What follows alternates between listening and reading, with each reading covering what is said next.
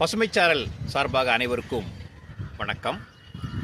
இந்த பதிவில் அடிக்கடி நான் சத்துணவை பற்றி சில விஷயங்களை உங்களோடு பகிர்ந்து கொண்டு வருகிறேன். அப்படி ஒரு உபயோககரமான ஒரு விஷயத்தை இன்று நான் பகிர்ந்து கொள்கிறேன்.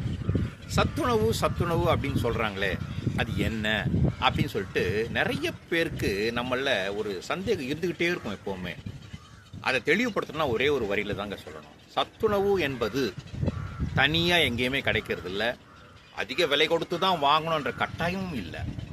நம்ம குடும்பத்தில் நம்ம என்ன சாப்பிட்றோமோ, நம்ம சுற்றி என்ன கிடைக்குதோ, நமக்கு அன்றாடம் கிடைக்கக்கூடிய எல்லா உணவுப் பொருளுமே சத்துணவு தான்.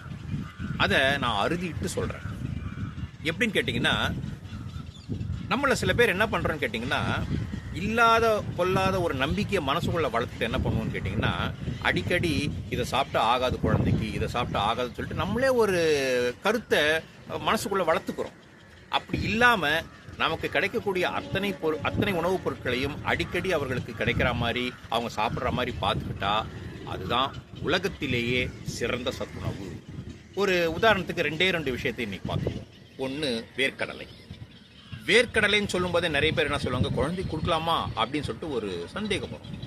அப்படி ஒரு சந்தேகம் உங்கள் மனசில் இருந்தால் அதை நல்லா நீங்கள் இன்னிலேருந்து அகற்றிடுங்க. ஏன்னா வேர்க்கடலையில் 100 கிராமில் 25% புரதம் இருக்குது. இந்த புரதம் தான் குழந்தையோட வளர்ச்சிக்கு தேவைப்படுது. புரதம் தான் வாழ்க்கை என்றதை நான் ஏற்கனவே ஒரு பதிவிலையும் சொல்லியிருக்கேன். அப்படிப்பட்ட புரதம் அடங்கிய ஒரு அற்புதமான உணவுப் பொருள் தான் வேர்க்கடலை. இதை நீங்கள் எப்படி வேணாலும் கொடுக்கலாம். வருத்தம் கொடுக்கலாம், இல்லை இந்த கடலை மிட்டாய் என்ற ரூபத்திலையும் கொடுக்கலாம், இல்லை வேற எந்த நீங்கள் என்ன வீட்டில் செஞ்சாலும் அதை குழந்தைக்கு கொடுக்க நீங்கள் தயங்காதீங்க. ஏன்னா பொதுவாக நம்ம என்ன நினைப்பேன்னா, முந்திரியை தான் ஞாபகம் வரும் நமக்கு இந்த கொட்டைகள் சொல்லும் போதே.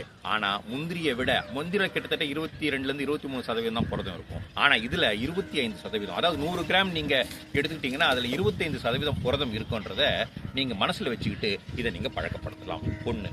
ரெண்டாவது உதாரணம் ஒன்று சொல்லிடுறேன். பப்பாளி பழம். நம்ம என்ன நினச்சிட்டு இருக்கோம்னு கேட்டிங்கன்னா, அதிகமாக விலை கொடுத்து வாங்குற பழங்களில் தான் நம்ம நுண்ணூட்டச்சத்துக்கள் இருக்கும், சத்து இருக்கும்னு நினச்சிட்டு இருக்கோம். ஆனால் அப்படி இல்லை. நமக்கு அன்றாடம் பக்கத்திலேயே இருக்கிற பப்பாளி பழத்தில் அருமையான ஊட்டச்சத்துக்கள் அடங்கியிருக்கு. இதில் முக்கியமாக வைட்டமின் ஏ, அந்த வைட்டமின் ஏ மாத்திரம் B complex, vitamin C, vitamin எல்லாமே ஓரளவு எல்லாமே கொட்டி கிடக்கிற ஒரு அற்புதமான பழம் பப்பாளி பழங்க. அதாவது நீங்கள் எந்த பழத்தை கொடுக்கலன்னா பரவாயில்ல, இந்த பப்பாளி பழத்தை 7வது மாதத்துலேருந்தே குழந்தைக்கு கொடுத்துக்கிட்டு வந்தால் பரவாயில்ல. ரொம்ப ரொம்ப ரொம்ப அருமையான சத்துணவை சாப்பிட்டவங்களும் ஆறாங்க. அதே மாதிரி 7வது மாதம் கிடையாது, எந்த வயசில் இருக்கவங்களும் இந்த பப்பாளி பழத்தை தயங்காமல் சாப்பிடலாம். இன்னைக்கு பதிவில் நீங்கள் தெரிஞ்சுக்கிட்டது வேர்க்கடலையை பற்றியும் பப்பாளியை பற்றி தான். மீண்டும் அடுத்த பதிவில் சந்திப்போம். மற்ற உணவுப் பொருட்களை பற்றி சொல்லுவோம். இன்றைய ஒளிப்பதிவில் நமக்கு உதவிய ஒளிப்பதிவாளர் நீலகண்டருடன் விடைபெறுகிறேன். அதேபோல் இந்த நிகழ்ச்சி உங்களுக்கு வழங்கி கொண்டிருப்பவர்கள் இந்த பசுமை பூங்காவின் பிரதான வாயிலுக்கு எதிரே இருக்கும் இந்த முடித்திருத்தம் இருக்கிறது, அது பில்லா ஹேர் ஸ்டைல் சொல்லுவாங்க. அவங்க தான் இந்த நிகழ்ச்சியை வழங்கிட்டு இருக்காங்க. வணக்கம்.